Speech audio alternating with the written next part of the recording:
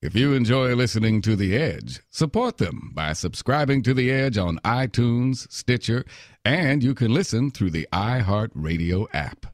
Get busy listening. This is The Edge. The advantage it means. They let guys just spit on me for no reason. That's horrible. Is there some comfort in uncertainty, do you think? You're a degenerate. Because Australian Shepherds need action. Wow. Yeah. This is The Edge. That's a self-loathing term that I use. Oh, got it.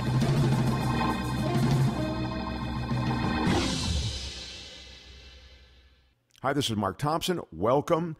You know, all the conversations that we have on the show, I look forward to. We don't have anybody on the show unless I'm curious about what they're doing or what they've done or some opinion they have. And hopefully those conversations all stand up and they're fun to eavesdrop on. And, you know, we so like including you and your potential curiosities and questions in these conversations. So I'm getting to something here, and it's this. I look forward to having everybody in, but there's certain people I really look forward to having in. And this episode has a conversation and a visit with one of those people, Mike Scully. Now, Mike Scully is producing and writing some of the smartest, funniest stuff in Hollywood. He's been an integral part of The Simpsons and Everybody Loves Raymond and Parks and Rec, and he was just part of this show called The Carmichael Show. It was a family sitcom. It also took on some contemporary issues. That wasn't all they did, but that was definitely something that they enjoyed doing, and it was always, more than anything, funny. I'm excited that Mike Scully is in this episode, and now that I've mentioned the name to you, you'll see at the beginning of so many shows the name Mike Scully, because he sprinkles his magic dust on a lot of different shows. Michael Shore, who is our political guru, is on the road,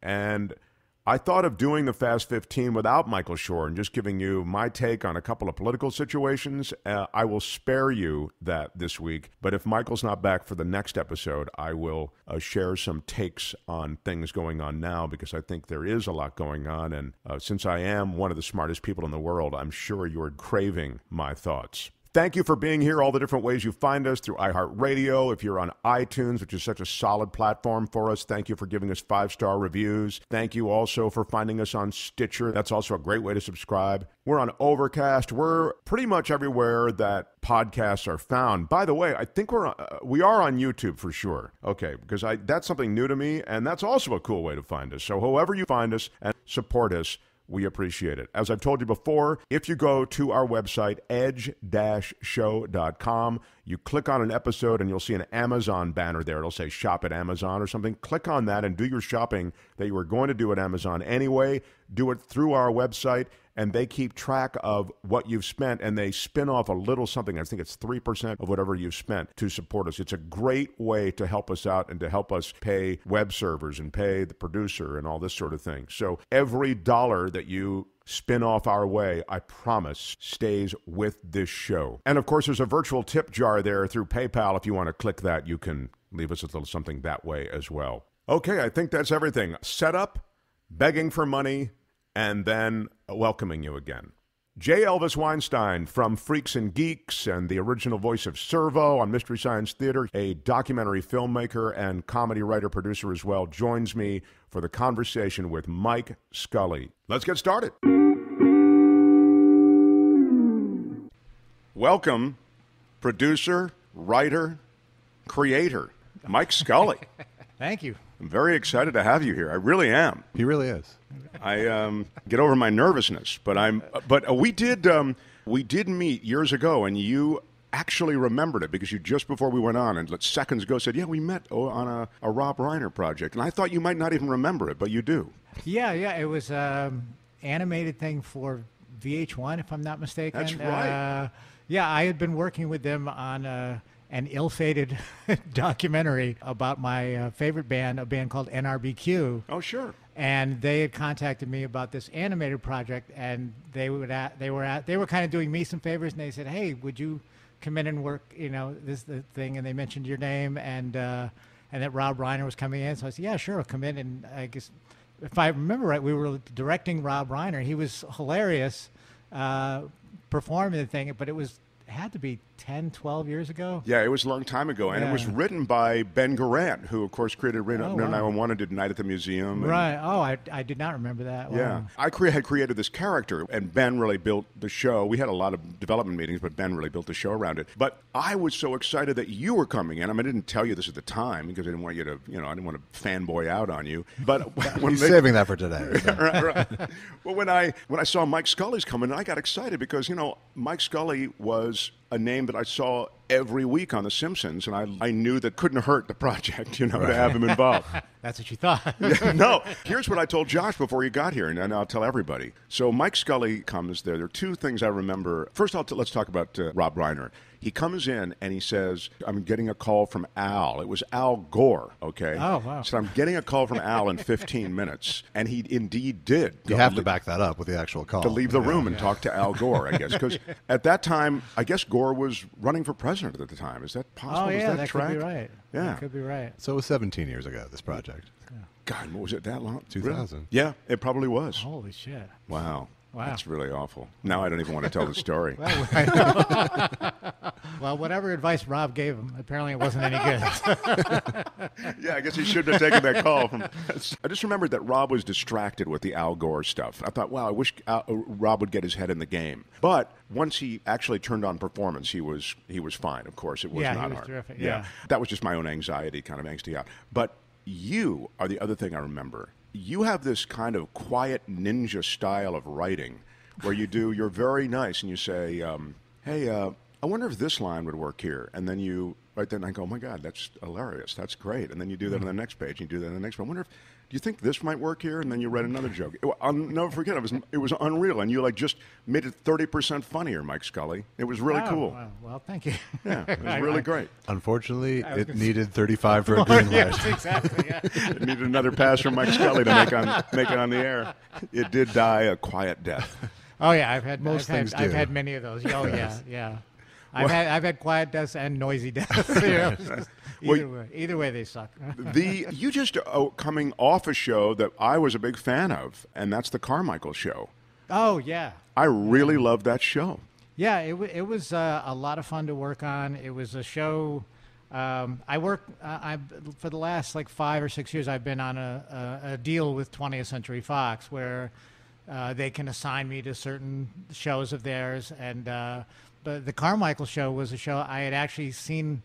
A friend of mine, Mike Royce, had a copy of the presentation they did for NBC 4 years ago or something, and he called me into his office and said, am I crazy or is this really good?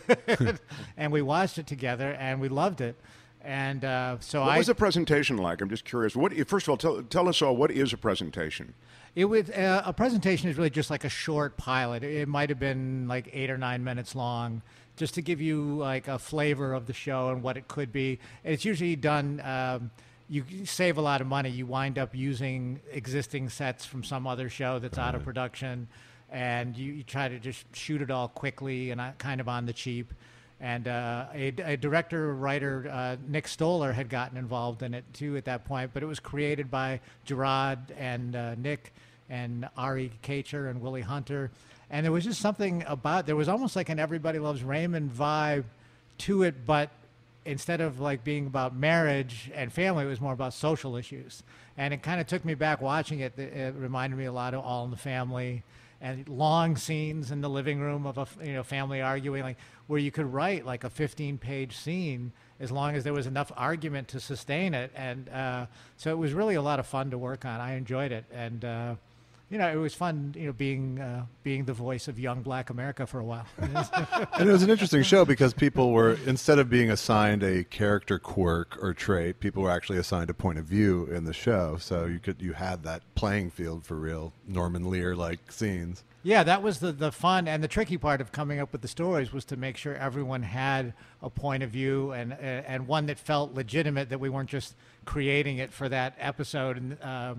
And the one that comes to mind, Gerard and I wrote together. That's Gerard Carmichael, by the way. Gerard Carmichael, yeah, wrote the Bill Cosby episode, and we had done it kind of right.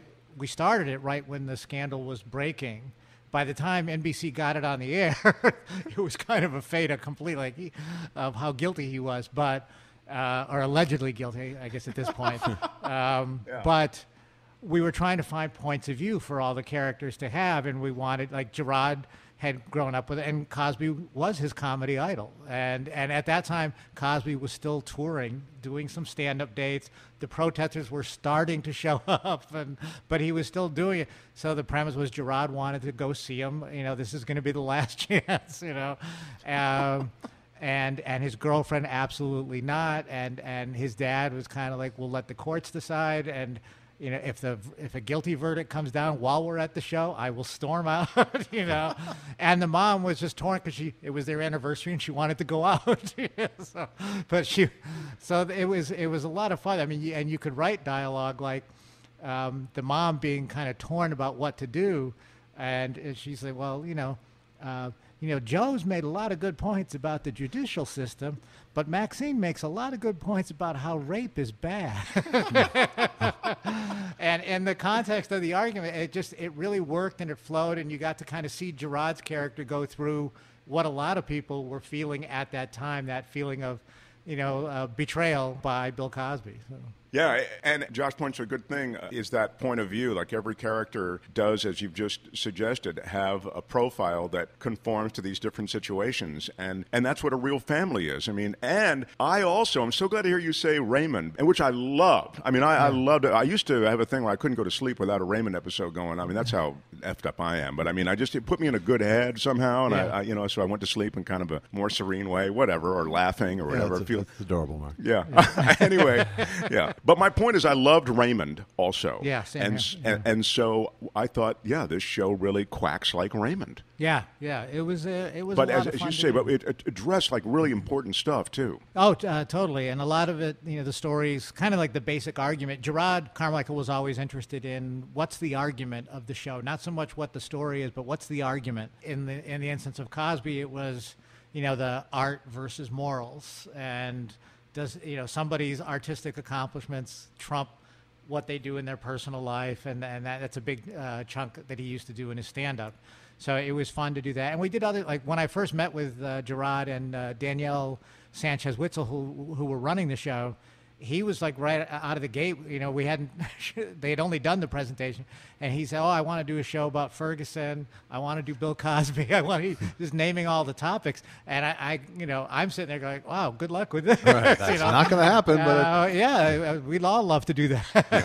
But somehow, you know, he made it happen, and we got the stories on the air. And you know, as much as, you know, I didn't like the way NBC handled the show from a scheduling or promotion standpoint, they did let us do the stories.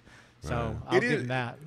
And was that how the stories were broken on that show, is start with the argument and work out from there? Yeah, pretty much. It wasn't just kind of sitting around, you know, coming up with, you know, sitcom stories. It was, we would usually kind of, you know, Gerard would tell us stuff he was doing in his act, and, you know, we were watching his Comedy Store special and just hearing, or we would just start talking about something that was in the news and kind of hear his take on it, and then we would see if we could build out on that. Okay, cool. You know, there was stuff about like support the troops. We did something about, you know, because, you know, he you know, had like mixed feelings about, like, you know, his point of view was like, I think he knew a guy too that was like from his town or something. It was like, you know, some troops are just assholes. Well, it's you know. Here's the thing about support the troops that I always struggle with. I mean, clearly you want these guys who are from your country and, you know, have one by one, I was going to say volunteered, but I mean, they have volunteered, but oftentimes predicament forces them into a volunteer situation. But that's, anyway, they're there. You're hoping that nothing bad happens to them. Yeah. But by the same token, it's hard sometimes to support the effort if you know the effort is wrong. I mean, Vietnam is a clear example of that, right? And Iraq might be a pretty clear example of that. Yeah. So when you say support the troops, you think, well, I don't want anything bad to happen to them, but I kind of want us to get the F out of there. And yeah. I was, years ago during the first Gulf War, I was working with Bill Hicks, and during that time he was doing a joke that was, I find myself in the unenviable position of being for the war, but against the troops. Yeah. And there's that. That's great. You know, you mentioned something, and it's so true. You can do a great show, and everything can be funny, and the characters and casting can be brilliant, and the writing can be tight and magical. And then they put you in the wrong time period or whatever, and you're done.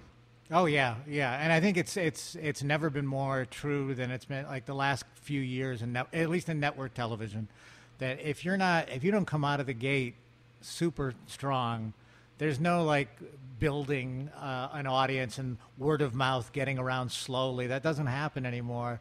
Where it used to happen, and actually like Raymond's a great example of that. Cheers.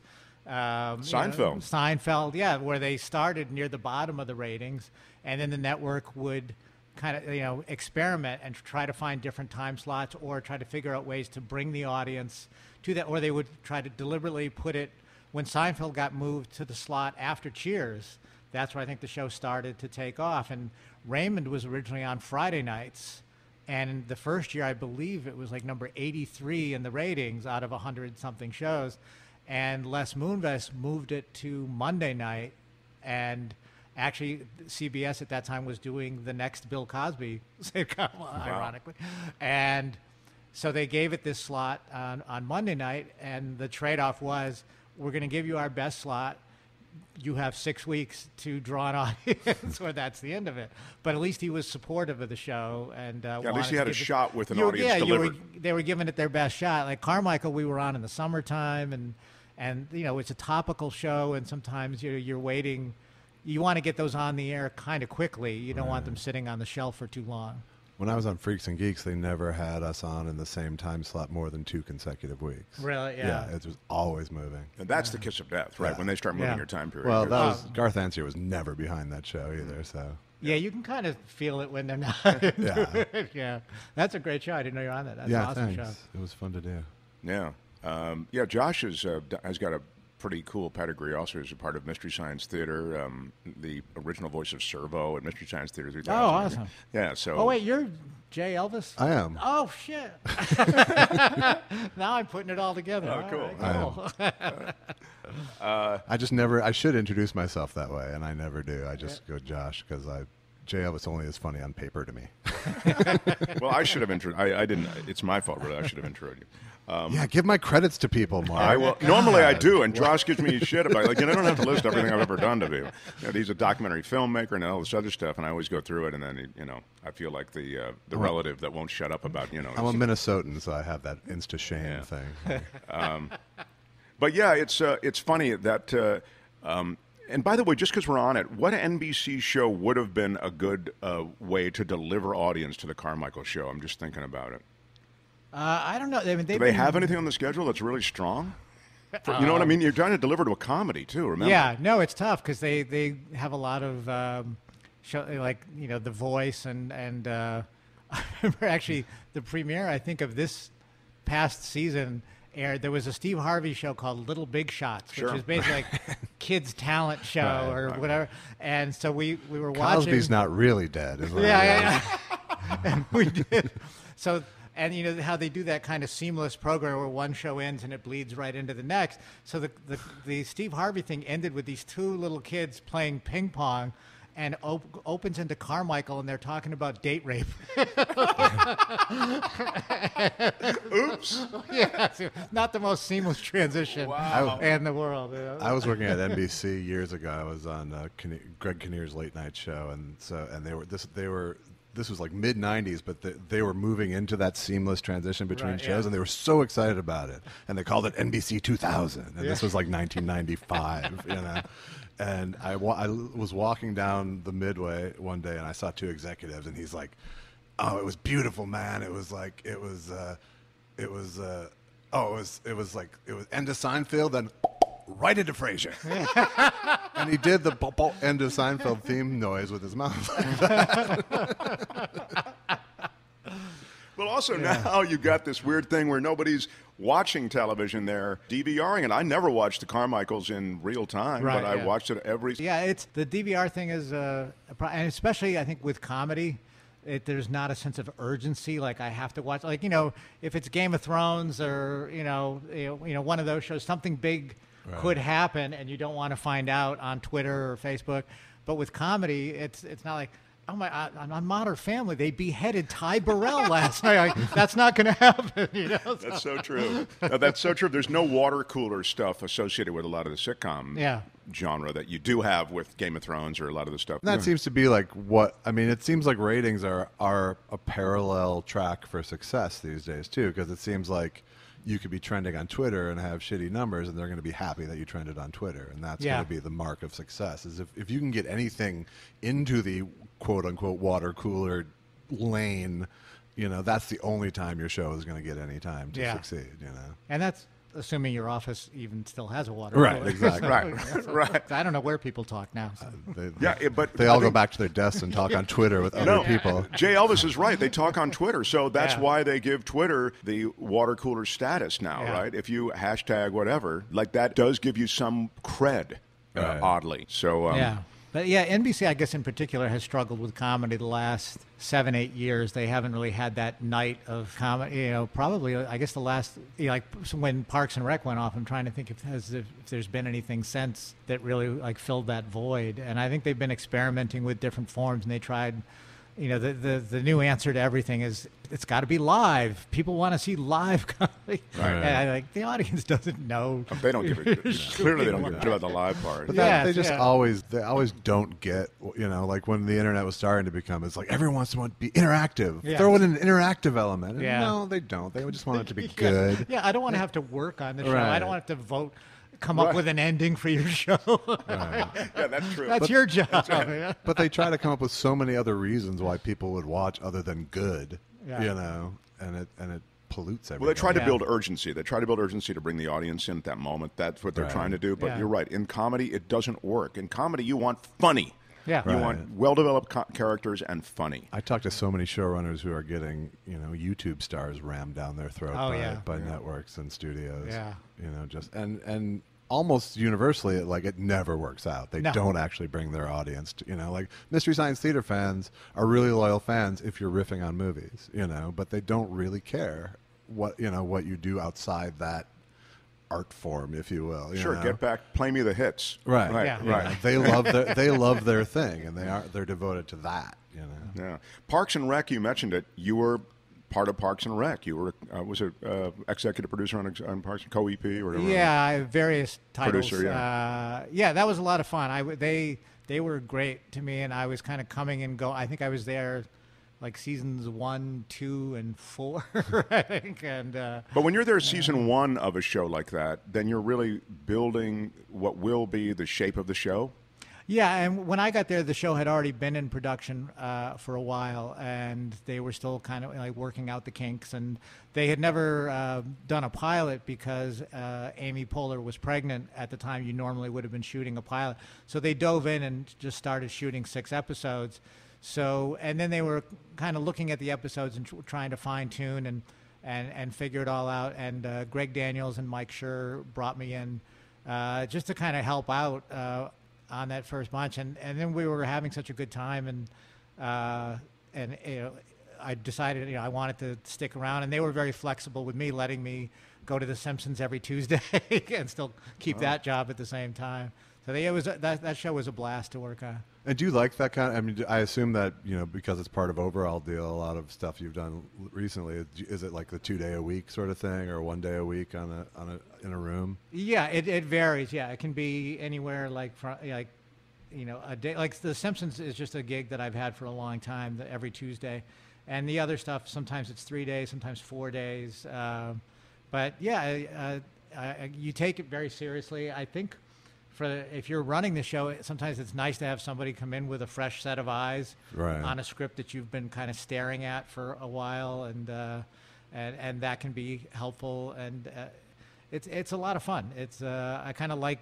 I'm at this stage of my career. I feel kind of like the 20th Century Fox handyman. Like, like I just go around show to show. And that sounds like the best form of sitcom writing to me. I mean, it sounds like a best case scenario just because of the drudgery that it can be when you're there. Yeah. And I love to mix it up too. I mean, like my dream is to kind of like in 1 week I would love to. You know, I've tried to do like animation, a multicam, and a single cam, like all in the same week, because it's all kind of different parts of your brain, and I think it keeps you a little fresher, you know.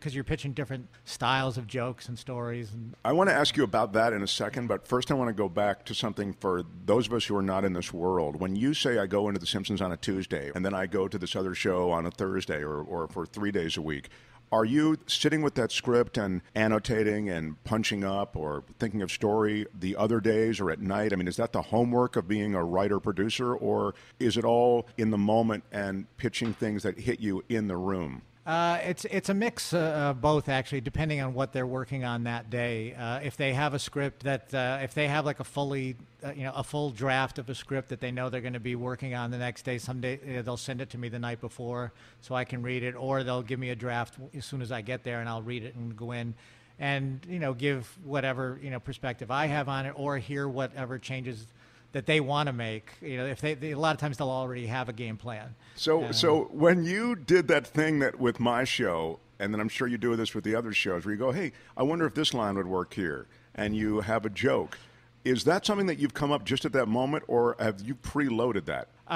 Once again, it's a mix. There are sometimes you come in, if you have enough time to read the script the night before, I'll have some jokes jotted in the margins, but I may still present it as, hey, what if? Yeah, no, of course, because Eureka! It was so well done. It was so, that way it's the least offensive way to. You have, to be honest, honest, I rewrote page 3. Let me tell you, that's not the way to pitch it. Well, I'll sometimes lean away from the table a little so my script is not flat on the table.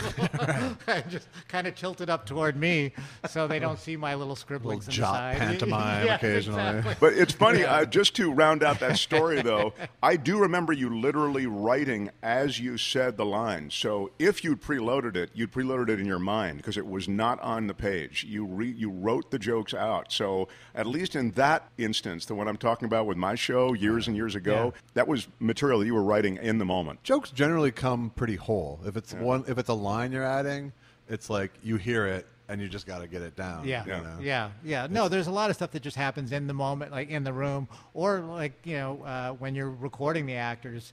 Once you hear the way they're delivering it, a joke will just kind of pop up to you, or the actors will do something, and then you'll just kind of build it together. I always tell writers to go in prepared, and because if you already got some in your back pocket, that's great, and then everything else is gravy. But that's part of the fun of it, is when stuff happens like in the moment, because there's somehow when you pitch it, it's just fresher to you. Sure. It sounds more spontaneous. And it gets a laugh in the room, which makes everyone want it to go in. When you did Parks and Rec, then, with so many funny people involved, and this is true, by the way, I think of all the shows you're involved in, you got really funny people involved. Both, I'm talking about the people that we see or hear, but of course, behind the scenes, you've got really funny people as well.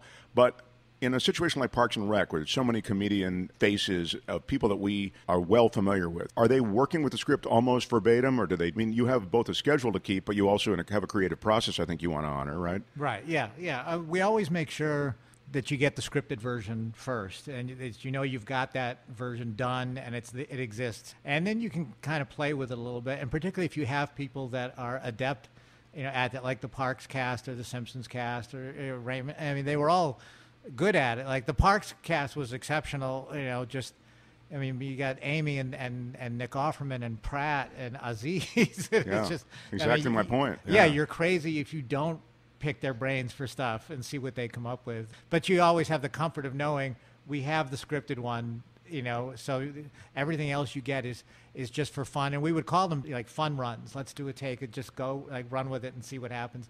And occasionally you get great stuff that goes into the show. And The Simpsons was the same. I mean, Dan Castellaneta is like a great improviser, and Hank Azaria, the whole cast is really genuinely funny. So once again, you just let them go sometimes, and you come up with stuff that winds up like much funnier than what you had on the page. So it's a real collaborative effort in the end. And you win either way. When you have great actors saying your jokes, it feels great. And, just having a cast that can deliver on everything is such a great feeling, but it's also a great feeling when they and you into something better, Oh yeah, totally. Does when you're on these deals where you're parachuting into these different shows, do you ever parachute in and go, uh-oh, this one is going to need a triage in team? a swamp of shit. I mean, we know of your great successes, but there must have been a couple of parachutes that kind of landed in some swampy. Oh yeah, I mean, God, some of them were created by me. Did you, when you've created something that you felt has been a problem, is there a moment where you go, oh, this is just maybe an idea that doesn't work, or what? Oh, constantly. Yeah. Really? I think if you get to the point where you start thinking like everything you're working on is great, or everything that comes out of your mouth is gold, and you're in like deep trouble because you've lost perspective. And it's I'm working on something right now. We're still kind of formulating it, and there's things that like one day we love it, and then we'll go back to it the next day and reread it, and it's like, this is shit. What were we thinking? And so you're always. I think you have to kind of be your own like worst critic on that stuff. And if it's somebody else's, if you're brought in to help, what I try to do, and I think everybody's approach might be slightly different. I want to know like what is the showrunner and creators, what their vision for the show is, and how can I help them get there to that, instead of try to bend them to what I think the show should be, because 10 writers will have 10 different takes on the show, and I don't think, and they're already hearing a lot of opinions from the network and the studio, and they don't need me trying to confuse them. Unless they genuinely say, we're lost. What do you think? And it doesn't mean I have the right answer either. But sometimes there's just things that sound funny or show, and you kind of look at them and how did we get here? You've kind of lost what it was that you thought was funny about the show in the first place, and it happens so gradually sometimes. It always reminds me of that Kevin Bacon, I think it's a Christopher Guest movie, The Big Picture. Oh, sure. Yeah, and you see like the vision just gets slowly bent. Could it be? Yeah. What if it was? Yeah. My favorite line from that movie is when he has, for those who haven't seen it, and probably there are a lot of people who haven't seen it, he's in Hollywood. He's a writer. Is he a director? I think he's like a writer. Yeah, writer-director. Well, he's like a young filmmaker who scores with a student film, essentially, and becomes the hot property, and is immediately corrupted by Hollywood. And and then you he see all the things he holds dear being stripped away from him. Right. It's like a very like slow, crushing of your soul. Right. Yeah. And then you get caught in the middle of it, and then he's done. And then he can't get arrested. Like no one will return his Yeah. calls or anything. And I remember there's a sequence where he's imagining his ex. Of course, he's broken up with his girlfriend. He's moved on to the new hot chick or whatever. He's doing all the Hollywood stuff. Right. And he's a delivery boy now because he's fallen so far away. And I just remember the line I liked was he's delivering to her office on the lot, and she said, "You can just leave it there. Please don't come any further. You're dragging failure into my office." And for whatever reason, I remember that line from that movie. You hit so big with The Simpsons, Mike Scully. I mean, I think... Well, it was a big hit when I got there. No, it was a big hit when you got there, I guess. Yeah. Before that, what were you... I mean, I kind of feel like that's when I first became hyper aware of you. Obviously, you were experienced prior to that. They didn't just hire this guy, off the bus onto The Simpsons. No, before The Simpsons, I had already been working for like 7 years on a variety of shitty shows. A show called What a Country with Yakov Smirnoff and Don Knotts. You did it. I saw in your bio that you wrote for Yakov Smirnoff. Yeah, I did. He was the Russian. He's a stand-up comic, Russian guy. Right. Yeah. Like a real Russian guy. Yeah. And he did a bunch of jokes about the Soviet Union because that's how when he started, life in the Soviet Union. Yes. Yeah. It was in America you do this, in Russia we do that. Yeah. You drive car drives you, whatever. Yeah. TV watches you. Yeah. But he was pretty famous. Yeah, he got big, huge, and I happened to be introduced to him by a comic named Jimmy Brogan. Sure. And Jimmy had looked at some jokes I had written, and one of them happened to be a Russia joke, and so he said, "Oh, I know a guy who would probably buy this."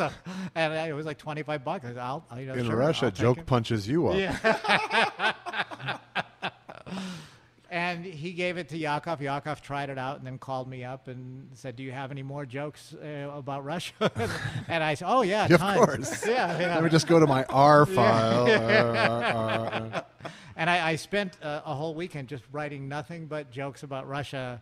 So, because we were going to meet that Monday, and I just brought him pages of jokes about Russia, and he was awesome. And we're still friends to this day, and you know, he always paid on time and never had to chase it for the money.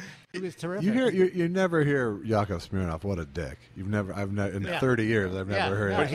But people make fun of him, probably wrongly. Well, they make fun. I mean, his that joke structure that we were doing in Russia, that's what they make fun of. That became almost a comic meme. Right, that's what they make fun of. That's absolutely right. But he did had such success. He opened a theater in Branson, Missouri, I think. Right, yeah. And he's like a relationship expert of some kind now. Yeah, I guess. I don't know. He hasn't called you for any of that material? No. I would be the last one to give good advice there. In Russia, men are from Venus. No, wait, that doesn't work. But I always thought like what he did, like when you step back from it, was pretty impressive. It's much kind of like Schwarzenegger. You step back, and like this person came here not knowing how to speak the language, and particularly for like Yakov in comedy, like the wording is really important.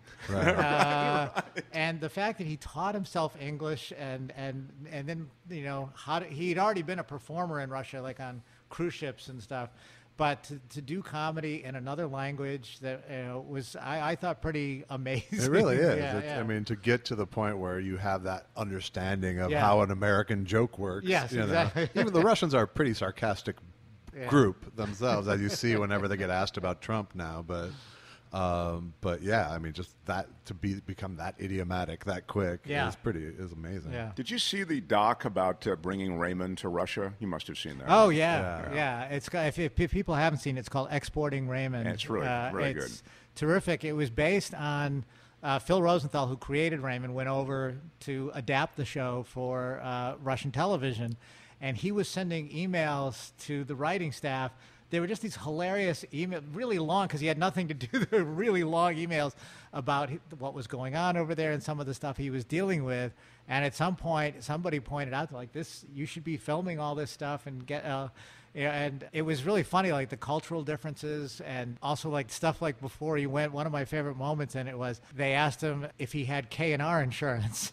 And he says, "What's K&R insurance?" And they said, "That's kidnapping and ransom." They go, "Oh, but don't worry, it doesn't happen often." And Phil says, "It happens often enough that it has an abbreviation." That's great. I remember that there's an audience there, and when they laugh at certain things, somebody said, "Quiet, you're not supposed to react." And Phil says, "Why would we have an audience here if we don't want them to laugh?" Right. Yeah. It was another bizarre disconnect. Yeah, there are a bunch of them in the movie. No, they also thought in the American version, like that Ray and Deborah lived this very lavish lifestyle because they had a home, right? And we can't do that. People won't relate to that. Right. We had Steve Skrovan on the show a while ago. We were talking about the fact that when you take a certain sitcom like Raymond to different cultures, that you face different challenges, like you face the cultural challenges that you've talked about, and then you also face those cultural challenges as they're played out within the situation. Like in India, I think is where one of the places they're taking. Yeah. Everybody Loves Raymond. I mean, literally, Skrovan had just come back from India, and he said that, in India, the mother and father live with the Ray and Deborah character because that's the way India is set up. You don't have them living across the street. Right.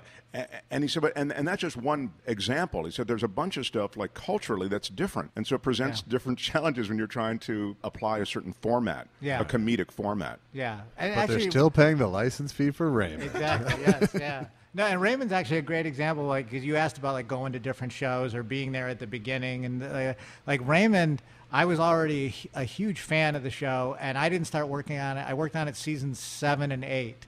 So when I got there, it was like #1 show. It was, and it was a finely tuned machine. Totally, but I worked next door to the staff of 1 year on Warner Brothers, and they were like the happiest staff in the world. Yeah, Lou Schneider used to come by just whistling. So my goal on something like that is just to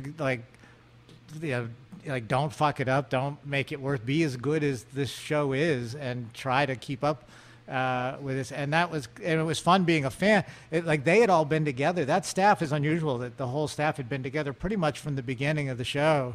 Because why leave? You're going home at 6 every night. Yeah, 6 was late. Yeah. Wow. No, Phil would be tapping his watch at like 4:30, like, come on, we got to get out of here. Wow. Yeah, which was, incredible. But yeah, so I was there first kind of as a fan, and I was very nervous, and they were very comfortable because they had all known Ray from the beginning. Like, they would like tell if Ray pitched something, that they would go, "Oh, shut the fuck up, Ray," and "Oh, what do you know, Ray?" Yeah. And then they were like, I wound up sitting next to Ray, and they were like, "Scully, punch him, will you?" You know, to me, it's like asking me to hit Dick Van Dyke. It's like, he's the star of my favorite show. Why would I hit him? You know? That's great, though, in a sense that sort of instantly makes you feel a little more comfortable with things because there's no sort of sacred part of that whole process. It doesn't sound like. Yeah, it was a really fun. I've been so lucky. Like sometimes I feel like I missed out on things because I've had friends that worked on these kind of nightmare experiences of Sybil Shepherd locking herself in a dressing room or whatever, and I've never been on a really dysfunctional show that had those kind of problems because those stories are fun to hear. Horrible. Yeah, it's horrible. What was the one you were? The worst one I was on was called Malcolm and Eddie, which was a UPN. Malcolm Jamal Warner and Eddie Griffin. Sure. Now they're funny people. Well, Eddie Griffin's funny. Eddie Griffin is really funny. Malcolm Jamal Warner took himself really seriously. And we went through like 3.5 showrunners that year. It was like every horrible thing that can happen on a sitcom besides cancellation happened that year. It was like, showrunners leaving. My buddy created the show, but they didn't let him run it. So he was constantly in angst, as showrunner after showrunner came in and just laid a big turd on the table, and you had the stars bitching about their characters and that they weren't rich enough, and we had to switch the premise of the show. And Malcolm literally writing a memo to everyone involved, the studio and network, about who is Malcolm McGee, the character, and it's basically in his head it was Fonzie. It was like Malcolm doesn't hit on women hit on Malcolm. And it's like this whole diatribe about how we were getting his whole character wrong, where That's funny because that reminds me. I actually did work on a show called Top of the Heap, which was sold kind of as a spin-off from Married with Children because it was created by Ron Levitt and Michael Moore. I vaguely But it was remember like that. what they call a backdoor pilot. Like they had already sold the idea for a series. Then they put it in an episode of Married with Children. They put the character in. Was it like Campanera or something? It was Joe Bologna. Oh, Joe Bologna, okay. And Matt LeBlanc, pre-Friends. And Joe Bologna, I was super excited to meet because I love My Favorite Year. I think it's such a great movie, and he's hysterical in it. And he died recently. He just left a couple weeks ago. All right, yeah. so fuck him. And now the truth about Joe Bologna. Yeah, fuck now him. you can tell the story. I'm still on the hook for the Malcolm Jamal Warner thing now. So. Yeah, we're taking all the biggies down today. But I met him, and it was the same. He was such an asshole, and I was so disillusioned. I was like, you're killing me here. You're one of my idols. But it was a lot of yelling at the writers, and he actually yelled at us one day because there was a thing in the show where a woman didn't find him attractive. It was going to be a running thing, and he's yelling at us. Do you honestly think America will believe a woman doesn't find Joe Bologna attractive? Oh my God! It's not the biggest stretch, but Eddie Griffin loved to hold court and just go around the room and take a shot at every single person in the room why they suck, basically. Oh my God! Yeah, so those kind of moments, and Joe, he was so mean to Matt LeBlanc. Matt was he might have been 18 maybe. Sure, he was a kid, and it was his first show, and we would cut material. In every show, you have to cut things for time. The show is just running too long. You have to cut stuff. And I remember one time he told Matt we had cut this chunk of stuff because Matt had done it wrong, and the writers were mad at him. And it really he was just messing with his head. And wow, a sitcom culture can get so toxic. Yeah, I've talked about this on the show before, that the culture is really it's both about who the showrunner is and then what their relationship with the talent is. Yeah, that dictates what the culture on a sitcom is. Because if it's toxic if everyone in the room is bitching about all the actors, and then everyone on stage is bitching about all the writers, and there's not a showrunner who's, making it harmonious, it just can get just awful. Yeah. When you have a showrunner and star that are in sync, like Phil and Ray Romano, or Mike Schur and Amy Poehler, and it just works so much better because. Yeah. You're kind of having fun in the room, and you go down on the stage, and everyone's having fun, and there's no. It's not like you're trying to escape from one place to be another, or either one was a fun place to be, and so those are the great unique experiences.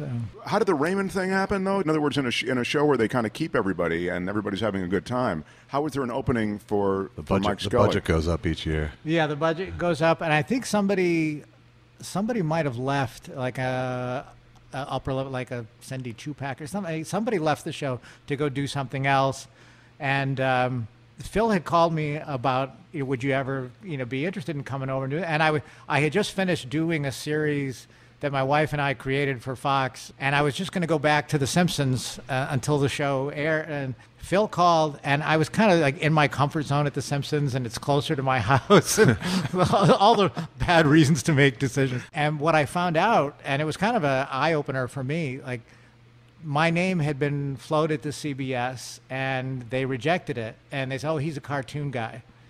And I didn't realize that was my reputation in the business now. And then when Phil said, if you want, he goes, I'll fight for you, and I'd love to have you here, but I want to know that you want to do it.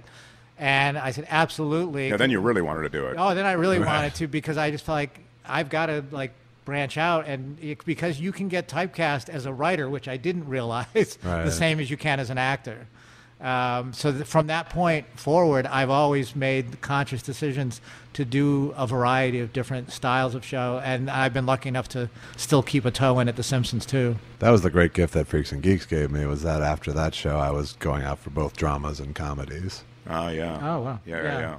Apropos, I chose wrong, by the way, all the ones after that, but I had the opportunity. I just saw that some Simpsons producers are part of a new ABC series, The Mayor. I think I want to say Al Jean, Mike Reese. Is that possible? No, it's not them. Am I totally wrong about that? I could be. I don't think. Yeah, Al is still running The Simpsons. Mike is a consultant on the show, like me. Like I come in Tuesdays, Mike comes in Wednesdays. So does every past showrunner have the tail, the long tail deal? Yes, yeah.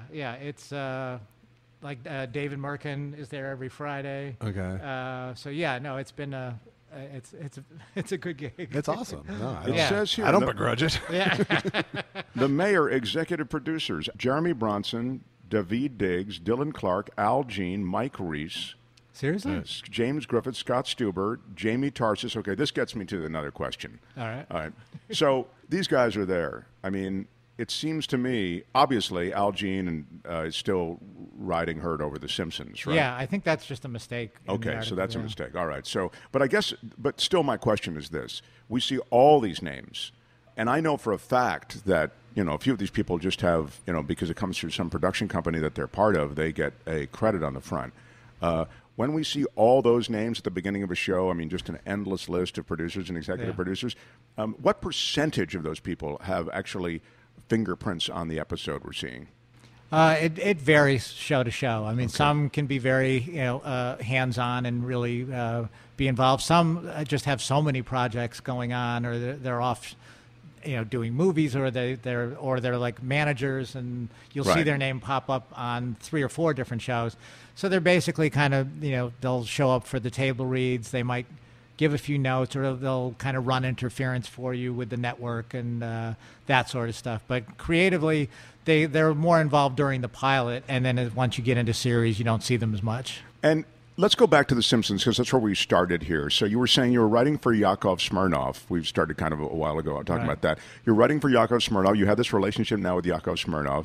And then where's the connect for The Simpsons? It came after Yakov's show was canceled. He had a sitcom, you're saying? Yeah. It was called What a Country. And then I did a couple other shows, Out of This World and Top of the Heap. And this one of the people I had worked with at Out of This World had found his way to The Simpsons. And they had a lot of turnover at The Simpsons after season 3 or 4, around there. There was a lot of the people from the first season were leaving, and I had written I had a spec Seinfeld script at the time, and also I think I had the very first Larry Sanders spec script. Those are my 2 specs too. It was Seinfeld and Larry Sanders. Nice. Yeah, because I was actually supposed to write it as an episode for Larry Sanders. I had come in, pitched the story. I had broken the story, and then they said, we'll call you in a few weeks to come in. So they keep working on the story. So I kept working on it. Didn't hear for several weeks. Then finally I called them, and I found out that they had changed showrunners, and my name was no longer on the list or anything. So I had outlined the story that I wanted, so I wrote it as a spec script. And it made its way over to Gracie Films and read by Richard Sakai, and David Merkin was running the show at the time. And they brought me in for a meeting, and a guy I know named Frank Mueller was already on staff, so I think he may have vouched for me. But I was terrified. I mean, that was the most scared I've ever been, because about 2 weeks before I started, somebody showed me an article. I think it was like in Vanity Fair or something. I had already made my deal, but I wasn't starting for a couple of weeks. And it was like the Simpsons writers' room, the dream team of network comedy. And it was like talking about people I didn't know yet, like Conan and George Meyer and Al Jean. And they were like calling it like a murderer's row of comedy. And I got so freaked out that when I got there, I was terrified to pitch anything. I was second-guessing everything. I was just pitching in my head and rejecting them without ever saying anything.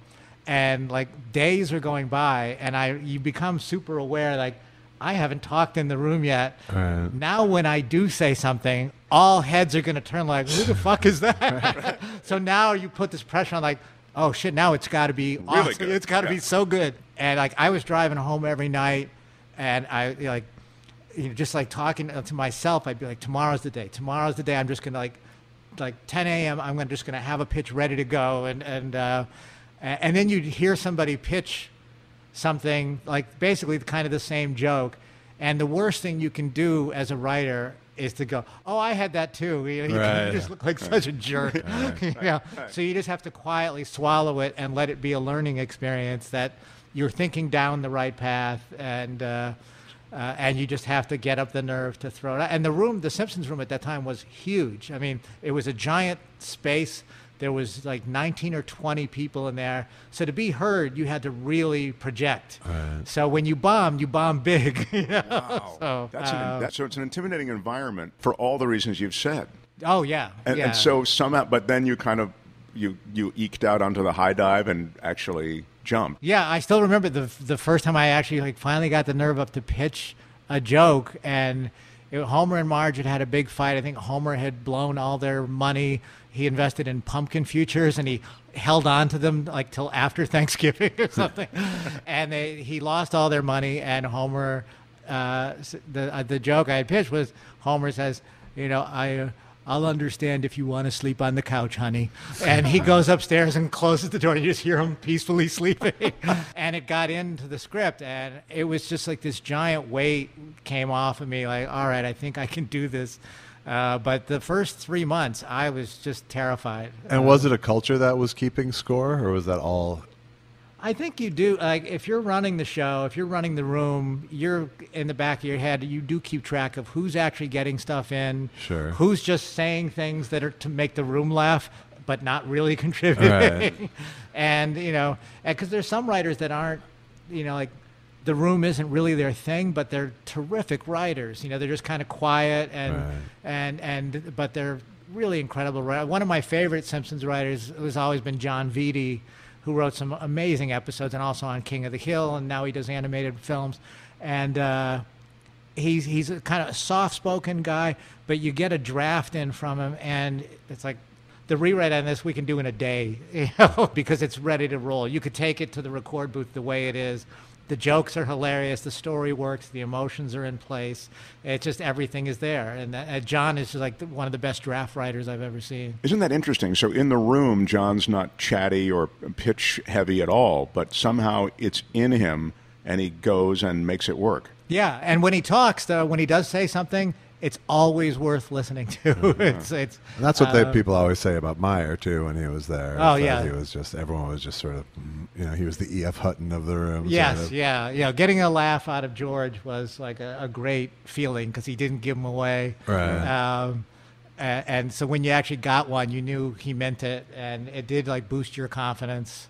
He seems like I met him in Seattle. He came out to a Cinematic Titanic show, which was a Mystery Science Theater regrouping. He came out to the show, and he was a really nice guy. Yeah, he was great. I mean, like people like George and the whole show kind of made me think differently about comedy writing and what kind of jokes you can do.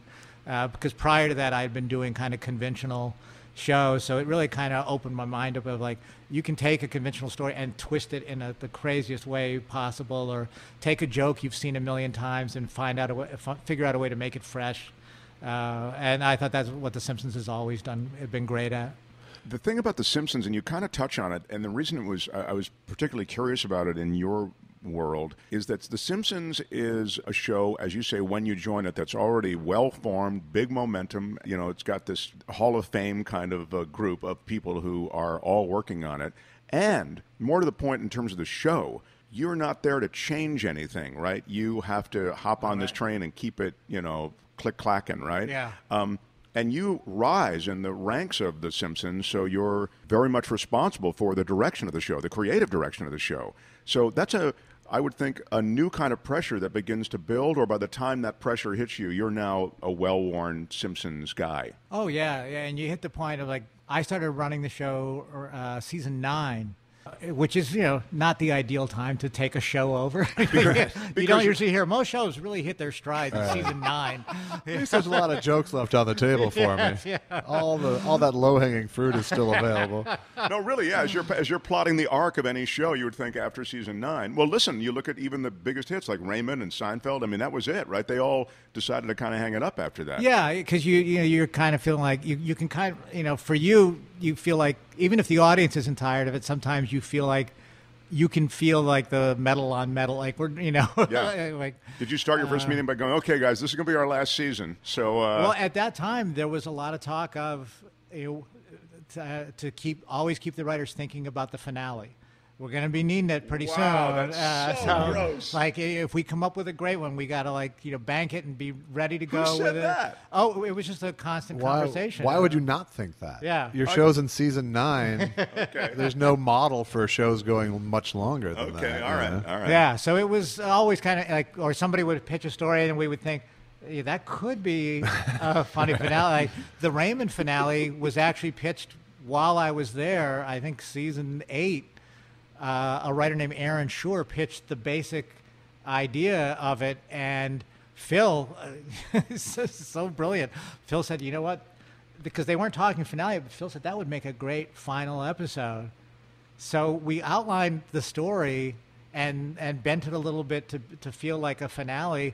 And then Phil just put the outline in a desk, and it sat there because they weren't sure how much longer they were going to do at that point. Right. And I think they did 2 more seasons after that. They did like 9 and 10, and it wound up being the finale of the show. And it wasn't like a bloated hour-long thing. It was a half-hour episode, just normal thing, but with some little flourishes to acknowledge that this is the end. Yeah. But it was to know that you already have your finale. Yeah, nice feeling. Is a great feeling. And now The Simpsons, we haven't talked about it.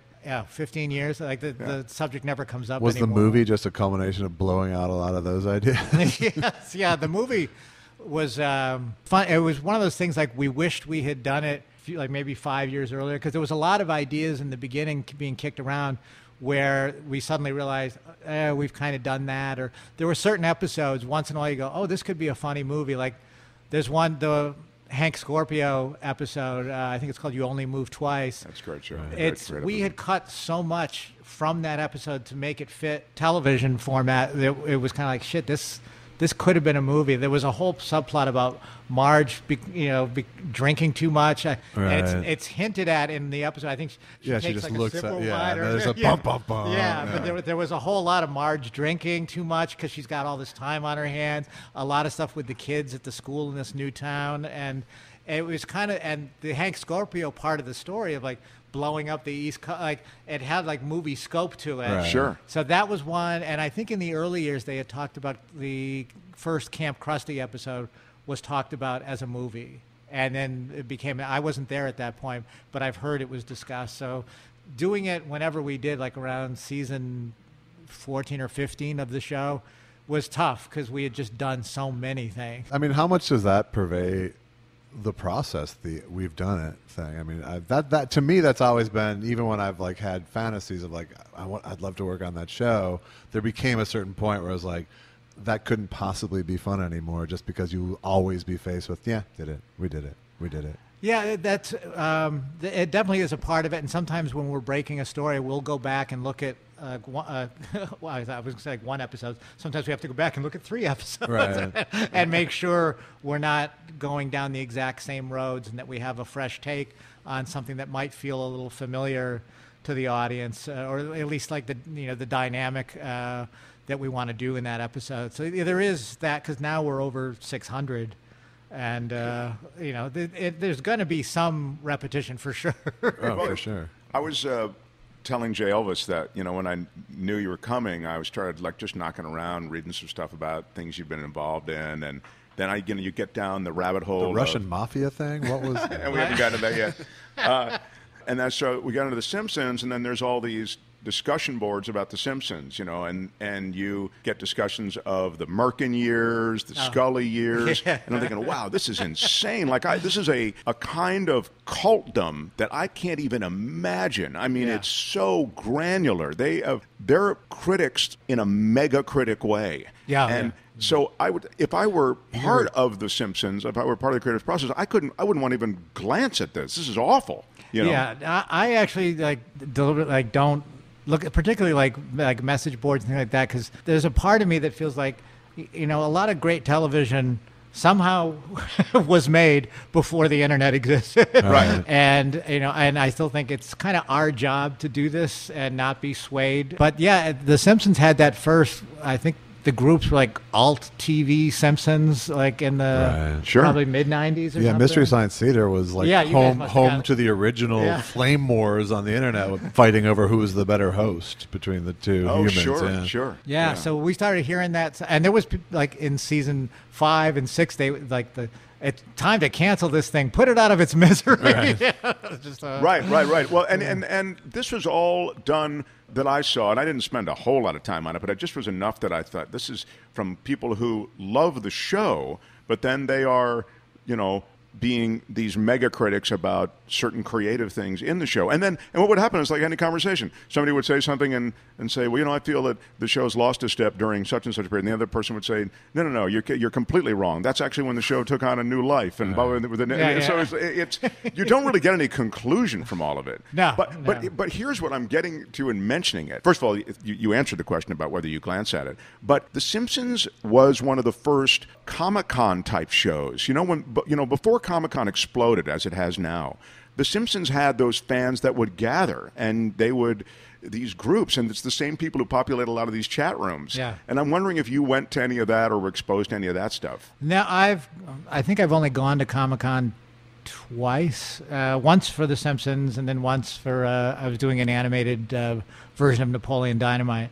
But no, I haven't really done that scene at all. It's just kind of not my world. But it's a cool thing on the one hand that like people care so much and they're so invested in the show, and then there's like this line where it just becomes like it becomes like the Shatner Star Trek thing on Saturday Night Live. Right. Get a life, Get a people. life thing, because there was one point where I had one of the groups, I think it was the Alt TV Simpsons, had asked me, would you do like a Q&A session online, with all of our people? And I had agreed to do it, and I said, all right, but as long as the questions are stuff people really want to know, and we can have like a really good conversation. It's where like the question would show up on your screen, and then you'd type back, and like he said, oh, absolutely. So I sat down for the session. First question comes up: what brand saxophone does Lisa play? I was like, Jesus Christ. Settle a bet. I've got a fucking job to do. And I made a crack about it in some interview, like I'm doing today. Right. And boy, they turned on me so fast. And it became like so hateful. And there was like this offshoot from the group. Like if somebody made a joke about the internet fans, there was this thing that popped up like Kill Mike Scully and his family Oh, nice. was on there. God. Just a bot that comes up. Yeah. Wow. There was a great West Wing episode where Josh Lyman, there's a website that's about him, and so he decides to go on it, and they all turn on him completely. Yeah, I mean, nothing serves up hate like the internet serves up hate. No. Yeah. I mean, that's and they blamed me for making Homer stupid. It's like, yes, prior to season 9, he had been a genius. Right, he's always been so sharp right out of the gate. But I look back. The weird thing is when you're running the show, you want to think every episode is great. The honest answer is no, they're not. There's always like 4 that just really blow, and you wish you had another chance at them, and you wish you would have made different decisions. And you're lucky if it's 4 out of 22. I think you get out of a 22 episode season, if you get 4 that are great and 4 that suck, and all the others kind of fall in the middle, that's kind of what the job is. Right. So it's brought back very painfully doing DVD commentary.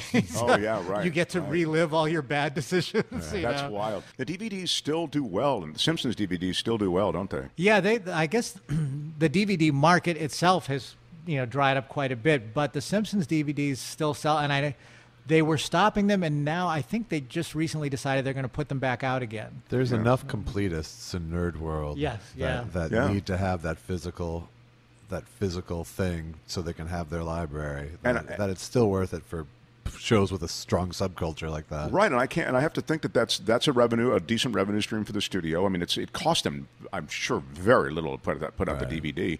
And speaking of someone who enjoys seeing different things, if I enjoy having just seen even a movie and there's a DVD commentary track, I will listen to it. I like to hear what was going on in the process, how decisions were made. And I would think if I was a devotee of The Simpsons to that point that I would buy the DVD, I want to hear from Mike Scully. I want to hear from Al Jean. Yeah, the commentaries were fun to do, and it's for some when an episode came out great, or sometimes you'd find one like, wow, I don't remember this one being this funny, but this one's actually pretty good. Right. So you're kind of surprised. And then, like I said, there's others where you wish you could just say, can we just skip this one and let's all just move on to the next episode? It's like whatever that game show was that I think in the 1950s where Jackie Gleason did it one week and then the following week came out and apologized for the game show. And I don't remember that. It was called You're in the Picture. You can look it up. Wow. He hosted the first one. And he just thought it was like the biggest bomb ever. He hated it. It was the second week he came out, and it was just a half-an-hour apology of what a piece of shit this show had been. I've got to find that. It was literally these paintings that would come to life. They'd have actors in the painting doing, funny lines, captioning themselves. Essentially, is the clip I saw. Yeah. It was horrible. What's the state of things now? I mean, can comedy? Just as we sort of finish up here, as you kind of see, as you say, it's difficult to launch these comedies sometimes on television because the audience is so fragmented and just the way we watch things now, the way we consume it. There's some funny stuff on Netflix right now. Yeah. There's the Amazon Prime also. In other words, this Netflix and Amazon studio system is working, it would seem, in the world of comedy. Is that where things are going to go, or does how is it affected you creatively? Meaning where do you pitch your stuff now? Well, because I'm on a deal at 20th, so I pitch they're in the broadcast network business, so sure. I pitch to the networks, and usually like Fox first, the Fox network. It's hard. And it works that way. Like if they say no, then you can bring it somewhere else, type thing.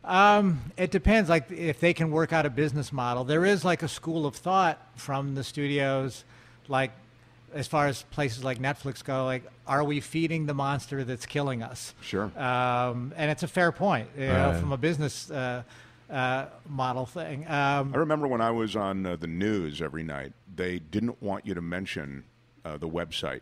Imagine that, okay? Oh. They didn't want you, because we don't want people going to the website. We have a website, right? Fox11la.com or whatever. But don't mention it on the air. Don't mention that you can see more on the story on the website, because we don't want people going there for their stuff instead of coming here to mainstream television. Then, obviously, there was a moment where they go, wow, we better now. And now they pitch the website nonstop. It may be super lower third most of the time. Right. So it's akin to what you're talking about. Like, we don't want to help Netflix, but yet they might be a place where we can sell our stuff. Yeah? Yeah. So, and there's like my kids are in their 20s and early 30s, and they see a lot of shows now on Netflix that they don't know, like, oh, this used to be on NBC. Wow. So they're kind of used to going to one spot and just scrolling through and finding shows. It's hard to say. I mean, I've predicted wrong so many times. I remember reassuring the Raymond Room, how reality TV was like, it's temporary. People are going to get so bored with this crap. So who knows? The Netflix thing is creatively is interesting and can be kind of cool. But they're becoming a network. They really are becoming a broadcast network, and they're trying to program. They're trying to do shows for families and kids, like Fuller House or that stuff.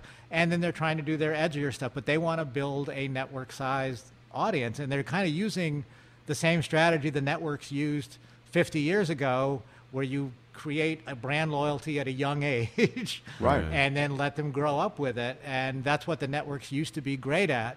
And now nobody really knows, but the one thing that has changed definitely for sure is when you come up with a new show, you have to score so fast, because you're not going to get that chance. Like stuff you would think, like even like first season Simpsons versus like third season is usually where most shows kind of really figure it out. Right. And I don't think you get that time anymore. Like you got to have it figured out by the pilot. Well, and and you don't even, especially if you have to deliver all your shows before they air. Yeah. You'd never, being tainted by feedback is one thing, but getting a sense of how people respond to things can be a tool. But if you've had to make all your episodes before they're ever released into the world, you have no barometer for, you can't make small adjustments based on how people are responding to it. You just have to sort of make it in a vacuum. So in that, though, it would seem that Netflix doesn't make you come up with a big number right away, the way you'd have pressure in network televition to have the big number. Yeah, but you don't audience. Get time either. Well, but you don't get time. Yeah, and you because a lot of shows, it's a lot of times it's the thing you didn't expect to break out or to pop, or the actor you didn't think would. Suddenly that becomes your show. Like that, you'll find out, oh, they had strengths we didn't even know in the pilot, or the relationship between those two characters is fantastic, and we didn't even think that was going to be a thing. I mean, like, Parks and Rec.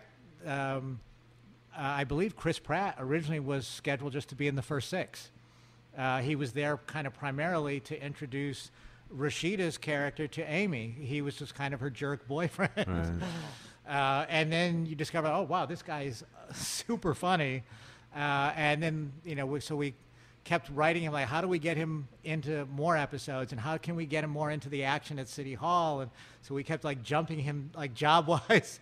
There was a point where he was living in that pit, and then he became the shoe shine guy. Then he became like Amy's assistant. Like we kept just wanting him around the action, and that's the stuff you find over time. But now it's hard to convince a network to give you the time to figure all that out, or see what what's the pleasant surprise for everyone in this, like whatever, like Michael J. Fox on Family Ties, right. Or Martin Sheen on West Wing was only meant to be 6 out of 13 originally.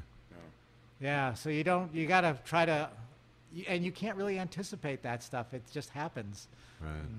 So your stuff we'll watch for on Fox primarily? Is that where we see Mike Scully creations? No, you're around. You're also. Yeah, no. You could be anywhere. Wherever, wherever credits roll. Raymond reruns or Parks or FXX. I guess a lot now. Yeah, that's where all the whole Simpsons library is there now. So much fun. I know it's so much fun, The Simpsons, and it's a great. I mean, I associate you with The Simpsons, and it's a great association. It just makes me happy. I think it's such a clever show. And, thanks. It was definitely the luckiest thing that ever happened to me. I had no business being there. The staff was, when I got there, everyone on the staff had graduated from Harvard. And where did you go to school? I did not go to college. Yes. I attended Holyoke Community College in Massachusetts for a half a day. And then I quit because if you quit in the first 48 hours, you get your money back. Wow. And what's it has always seemed like it is that the Harvard culture seems to be the prevailing one at The Simpsons. I don't know if it is 30 years in, but it always was at the beginning. It's big. I mean, definitely like an Ivy League culture. And I was lucky. Like David Merkin was running the show at the time, and he was not a Harvard guy, so I think he gave me. He's also a really well-educated guy. Yes, he is. Like, who are the guys who? I mean, like, it seems to me like I've seen comics who go. Like, comics seem to have former stand-ups seem to have like a harder time sticking there than the Harvard guys do. It depends. Like the Raymond staff was a lot of former stand-ups, right. And I think a lot of. I don't mean in TV. I just meant at The Simpsons in particular. Oh, at The Simpsons. Yeah. I don't know. Dana Gould was there for quite a few years, right. And always made me laugh endlessly. Yeah, there's no one funnier. And I try to stay pretty focused on the work. But if Dana started doing Don Knotts or Johnny Carson, I was happy to take a half hour and listen. And that is how long he'll do it.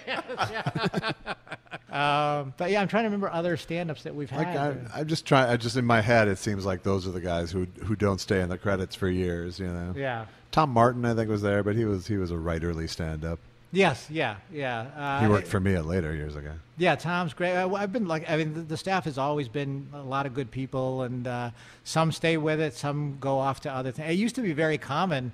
Like when I started working, you'd work on a show for a couple of seasons, then you'd go jump to something else, just to have different experiences and work with different people. Right. Now people don't jump around as much as they used to. If you land on a show that's lasting, you just stay. Right, exactly. Yes, yeah. How many writing rooms operate on The Simpsons now? Usually 2. The early years I was there, it was one room with tons of people. Then we split into 2 with smaller groups. Occasionally we'll have a third room going with just close-up magic. No. No, sometimes if we're like breaking a story, you might take a handful of people in there to kind of flesh something, or just do a joke pass on something like that. Because when you have a staff that size, it's nice to... Yeah, a big room isn't always the best for a punch-up pass. Exactly, yeah. It just gets too noisy and competitive, and it's kind of more focused if you work with just like 4 people in a room. You can get a lot more done. So Freaks and Geeks, was that a fun? It was fun. It was fun mostly because it felt like we were making something that we all were happy about. Yeah. It felt like an independent film kind of each week. Yeah. And so just like every department was on its game. And everyone wanted to please Judd too. Yeah. Because it was such a good show. But it was one of those times where it's just like everyone wanted to be there, and so everyone was bringing their best to the table, and it was pretty cool. That's awesome. Now, though it was also clearly a sinking ship most of the time we were doing it. Even from the beginning, could have pretty much. Yeah. Just when we saw they were shifting us around, and Garth Ancier was running NBC at the time, and he was never behind it. Yeah, like everyone under him was behind it, and he got talked into it. And then Judd was so willing to play bad cop for every single issue. Yeah, that I think he wore them down. My wife and I did a pilot for ABC years ago called Complete Savages, and the woman named Susan Lyne was president of ABC at the time, and she was like a big champion of the show. And the night we shot the pilot, we were saving a chair for her, like on set, and had the food spread and all this stuff. And it's like getting her showtime, and she's not there. And we're like, hey, we shouldn't start without Susan, and let's wait a little while. And finally, someone came in and told me, like, they just fired her. Like, oh, shit. That sure bodes well for our show. Exactly. So now your show is the one, like when the new president comes in, it's not developed by them. Right. They don't feel any attachment to it. Yeah. And I'm sure. How long did the show last? 19 episodes. That's still pretty good. I mean, we got my wife and I created. It was fun. It was fun. We were partners actually with Mel Gibson on the show, wild. And it was kind of based on our mutual experiences raising large families. Like he has like 6 boys and a daughter. I have 5 daughters, and we had been wanting to do something together. So we had a blast doing it. How did you know Mel Gibson? Our kids were at the same public school, and we had a fundraiser for the school, and Mel was hosting along with Daniel Stern, and they were going to be the hosts. And they were asking parents like to contribute whatever you could bring, food or whatever you can supply. So my wife had wrote like we could write jokes for Mel and Danny. And then I was actually at the Simpsons, and I got a call one day, and my assistant came into the room and she says, "Do you know Mel Gibson?" I said, "No, I don't." She says, "He's on the phone." So and he was so thrilled. He was so excited. He goes, "I'm really scared." I go, I don't, I've never done like live audience, and like I'm not like a joke teller or anything like that. It's just so nice to find a comedy writer who's not a Jew. Yeah. No. Don't say that. No, Mel is a good guy. I stand by Mel. He's like everybody that worked like on Savages. We were all kind of like, you got to know him to know, He would sit in the room at Savages and pitch jokes, and he would get excited if one actually got in, while at the same time he was writing Apocalypto. Right. You know? He's writing a mega movie project. Yeah, and he's sitting in this multi-cam sitcom room pitching jokes and stuff. So, but yeah, it's that same feeling of we kind of knew from the beginning, this isn't going to be like a priority for the network. And that's something else. We were talking a while ago about the fact that you can have all the magic in a show. It can be incredibly funny. Yeah. And then something like that happens. Executive leaves, and you're done because there's no upside for the new executive to keep that show on the air. Exactly. And it's unfortunate that becomes part of it. I feel like if I was running a network, I would grab anything that looks good that I think I can make work on my schedule. I'll put it on there because it's a hole that I don't have to plug with something bad that I'm going to get blamed for. Sure. Rush. And we were doing. It was like a family kind of TGIF show with a little bit of a Simpsons edge to it, but. We did a show for Fox called The Pits, and we had a great cast, and they wanted a live-action cartoon, basically, to play after The Simpsons. And we had, Dylan Baker, Lizzie Kaplan, who from Freaks and Geeks. And it was a great and it was one of those where the network tells you, just go crazy with it. We'll tell you when you've gone too far. Just go nuts. And so we turned in the script, and the network president called it, because this thing is fucking crazy. So I think they wound up airing 4 out of the 7 episodes that we shot, and then pulled the plug. That's hard too. I mean, because you work so hard on something and you really get excited about it, and then it every time I go into a project, I swear I'm not going to get attached this time. I'm just not going to get emotionally involved. It's just work. But you can't help it, because I think otherwise it's so much work. If you don't care about it, it's just not going to happen. Then you just hate yourself. Yes, exactly. Yeah. I'm still haunted by that Rob Reiner thing. We could still make that one. 35%. 35% was all it needed. Yeah, we were all losers that day. I failed you. I feel Thanks for coming here. Really. Oh, my pleasure. Such a cool thing to have you part of things. And if people want to talk to Mike Scully, you can do it via Tell him what you think about all his work. Via the Twitter.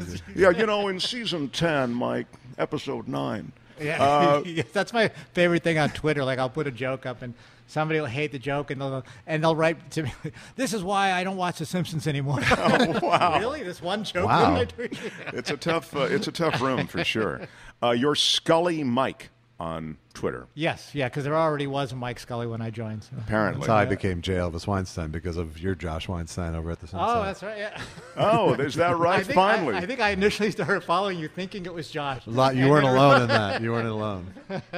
And, of course, our J.Elvis is at J.Elvis Weinstein. Yes. And I'm at Mark T. Live. Thanks again. Mike Scully. Oh, thanks, everybody. It was fun. All right.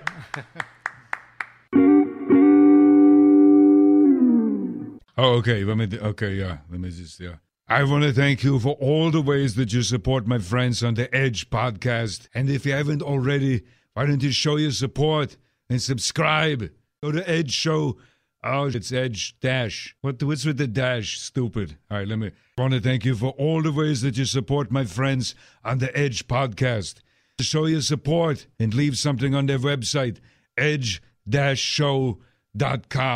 Stupid. Why is there a dash? edge-show.com.